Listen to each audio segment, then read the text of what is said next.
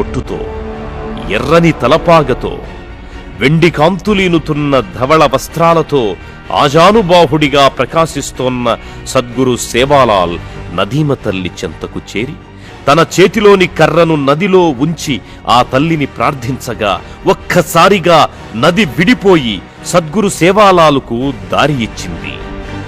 ఈ శక్తి సేవాలాల్కు దైవానుగ్రహంగా సంక్రమించింది. సంభ్రమాశ్చర్యాలతో నదిని దాటిన సేవాలాల్ పరివారం ఆయనను దైవాంశ సంభూతుడిగానే భావించి ఆయన అడుగులో అడుగు వేసి ఆయన పదంలో పదం కలిపారు. అక్కడి నుంచి తిరుగు ప్రయాణం చేస్తూ తన పరివారంతో తిరుమలకు చేరుకున్నారు సద్గురు సేవాలాల్. మార్గమధ్యంలో కొన్ని కుటుంబాలు ఎక్కడికక్కడే స్థిరపడ్డాయి.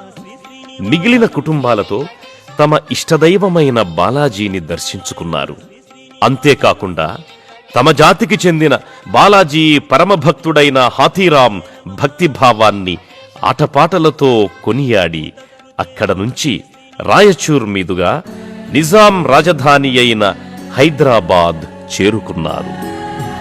అప్పటికే సేవాలాల్ పరివారం యొక్క ధైర్య సాహసాలను, వారిలో తొణికిసలాడే ఆత్మగౌరవం గురించి, అంతకంటే ముఖ్యమైన సద్గురు సేవాలాల్ ఆధ్యాత్మిక శక్తిని గూర్చి తెలుసుకున్న నిజాం నవాబు వారిని పరీక్షించదలిచి విషతుల్యమైన తినుబండారాలను పంపించి వారికి సాదరంగా ఆహ్వానం పంపారు.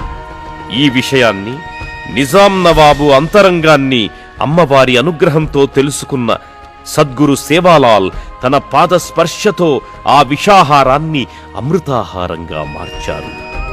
ఈ విషయం తెలుసుకున్న నిజాం నవాబ్ సేవాలాల్ని సాదరంగా ఆహ్వానించి సత్కరించి ఆయన మహిమల్ని కొనియాడారు. అంతేకాకుండా విలువైన ధనంతో పాటు హైదరాబాద్ నగరంలోని కొన్ని ప్రాంతాలను బహుమానంగా ఇచ్చాడు. అవే నేడు ప్రసిద్ధిగాంచిన మహారాజ్ గంజ్ ప్రాంతం మరియు బంజారా హిల్స్ ప్రాంతం.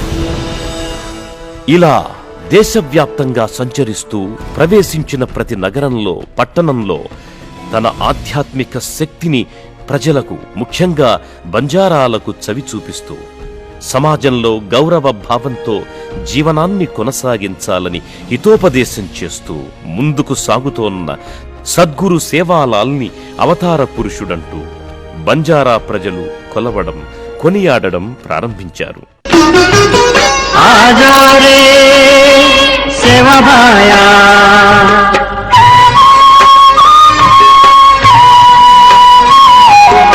ఆజో